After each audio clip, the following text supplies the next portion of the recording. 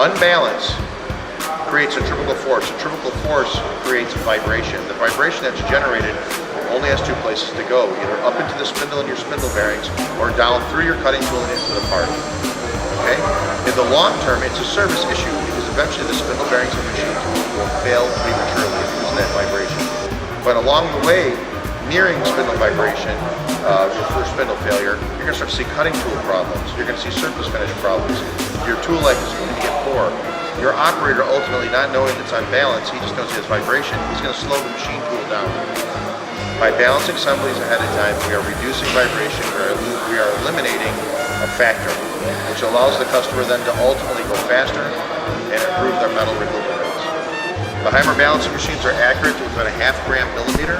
They feature a composite casting, and we utilize force sensors rather than vibration sensors. Force sensors are more accurate than vibration sensors. We can correct unbalance on the tool dynamic balancing machine by removing weight, meaning we're going to drill into the material, radial or axially. We're going to mill the material. We can do it by displacing weight, which is balancing rings. We can do it by adding material, which is balancing screws.